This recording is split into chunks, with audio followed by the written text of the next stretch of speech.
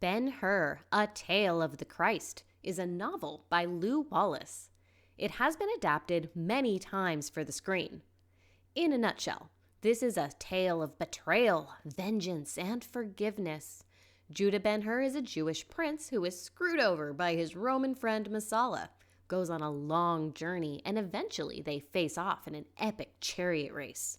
In the background, Jesus is there doing his Jesus thing, which impacts the events of Judah's story to various degrees, depending on the version you choose. Let's take a look at the different adaptations we have to choose from. In order of release, the first version we're looking at is the 1959 film. Script. The movie starts with the birth of Jesus. So I was like, yeah, okay, this is a very faith-based movie. You never see Jesus' face or hear his voice, but you get this is meant to be a legendary biblical drama. Judah is portrayed as a saintly nice guy who bad things keep happening to, forcing him to go through different sorts of trials, testing his humility and faith. His friend turned nemesis, Messala, is an important character, but is more used as a plot device for Judah rather than a character we're supposed to be interested in on his own. I didn't like how there were a couple of times we just skipped years of time and suddenly they were like, oh, by the way, 5 years just happened and now he's a famous charioteer. But that's okay. It's a good, beautifully done, morals-soaked adventure and kept me engaged the whole time. Acting. Judah is played by Charlton Heston, who won an Academy Award for the role. While I enjoyed his performance overall, he was a bit two-dimensional. He was either a really happy good guy with a great smile or a vengeful spiraling into hate guy. My favorite performance was Hugh Griffith as the Sheik. Sex and nudity, violence and gore. No sex or nudity. A tiny bit of romance in the background, but it's not anywhere near the focus. By far, the most violence takes place during the one chariot race at the end, which, I have to admit, was pretty epic. I was wincing at the screen the whole time going, oh, he's dead. Ow, oh, now he's dead. Ew, how is he still alive? The blood and injuries were ahead of their time for a 50s movie. But it's never fun watching people get trampled by horses. It's 212 minutes long, rated for all ages, but I kind of disagree with that. I would go like 10 to 11 plus. The next version is the Ben Hur animated movie from 1988. Script. This was obviously meant for very young kids. It's much shorter, but still tries to hit all the main story points, which is crazy. It's like watching one of those animated YouTube videos making fun of a story and fast forward. They make Judah and Messala much more good guy, bad guy stereotypes. Messala says the line, "Love is nothing. War is everything," a few times, while Judah is played up as the victim who seeks his righteous revenge. This is also very faith-based. There are very few conversations without the mention of God. Acting. This has your stereotypical voice acting for an 80s cartoon. Everything is over-dramatized and some voices are manipulated to sound more cartoony. The animation is not great. It reminded me of an old Scooby-Doo episode when most characters only had between 2 to 3 expressions per scene. Sex and nudity, violence and gore. The romance is almost entirely taken out. The two individuals don't even meet until way later and they are magically in love before they ever speak to each other, and then it's never brought up again. Interestingly, there was more violence than I expected.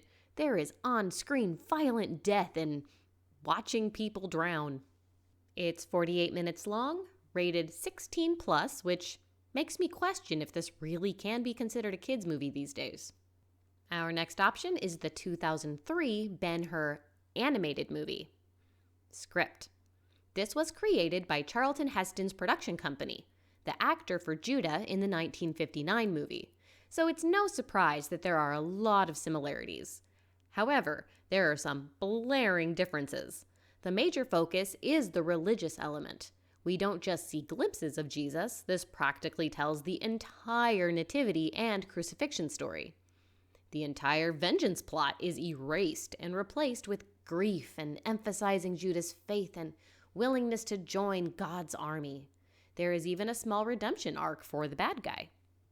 Acting. Charlton Heston reprised his role as Judah and was also the narrator. I'm sorry, Charlton. You were a great narrator, and I felt your passion for the story, but you just sound too old now as Judah. All around, the voice acting was decent, except for the one scene with King Herod who sounded like a Looney Tunes gangster. The animation was much better than the last one, but it's still not great by today's standards. You could see they were experimenting with early CG animation and water effects. Sex and nudity, violence, and gore. They don't spend a lot of time on the romance since they decided to start the movie with it already established. They took out anything violent. Of course, the chariot race still happens, but it's less gruesome and more a lesson of, don't cheat, kids, or you may get a bit scratched up. I could still see kids enjoying it. 77 minutes long, not rated, but I think all ages is fine. Time for live action again with the 2010 TV miniseries. Script. This is by far the most emotionally driven script. It's less of a grand religious tale and more of a realistic period adult drama. This is the tale of two boys who deeply cared for each other, but then what happens when they are torn apart and then raised with two different base ideologies? The relationship between Judah and Messala takes center stage, which makes the end that much more heart-wrenching. The Jesus factor is taken out almost entirely, except for a few cameo appearances as a reminder to Judah of the value of forgiveness. It's replaced with a look at the political conflict between Romans and Jews at the time. Acting. This may be blasphemous to some people, and hey, I respect everyone's opinions, but this is my favorite overall cast. Judah is played by Joseph Morgan, who really brought him to life for me as a down-to-earth, real person. He is not the perfect, tortured saint. His emotional conflict and the range of emotions he showed us is what I feel had been lacking up to now. Sex and nudity, violence, and gore. Plenty of butts and breasts shown and a few adult sex scenes. The scenes didn't feel out of place, but were definitely added in to try and spice things up. Except for maybe the 2003 animated movie, this is probably the least bloody and violent. If you're only here for the chariot race, this is the least epic. Instead of being in a large coliseum, it's treated as more of a backyard event happening for the locals. 180 minutes, rated 18+. Our last option is the 2016 movie, Script.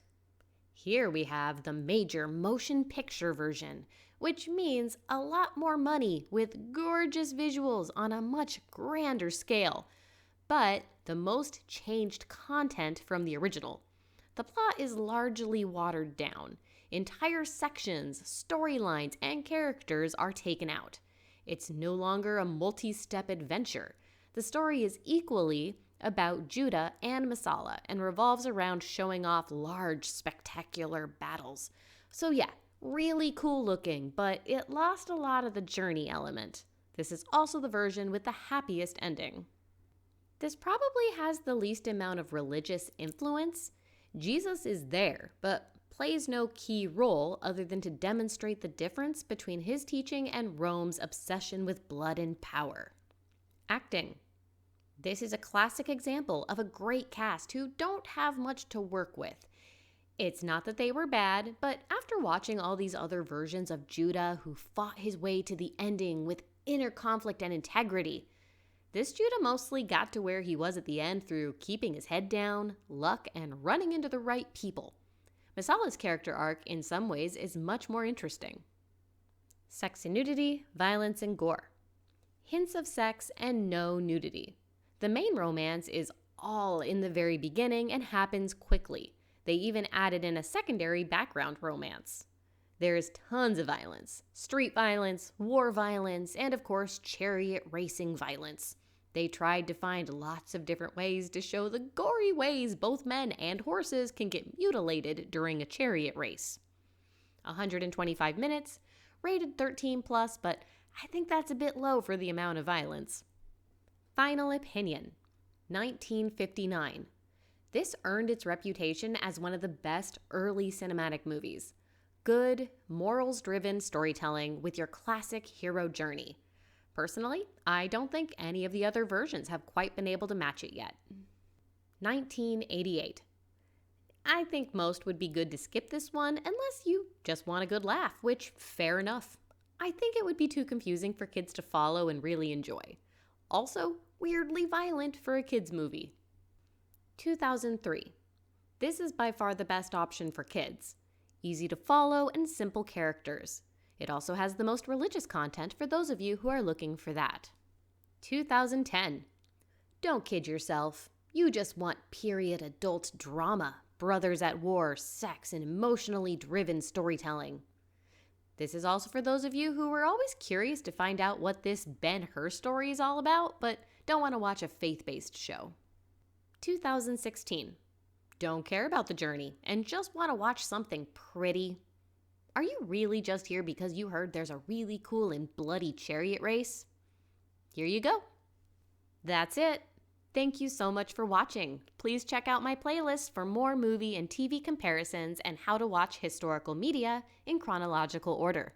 Happy watching!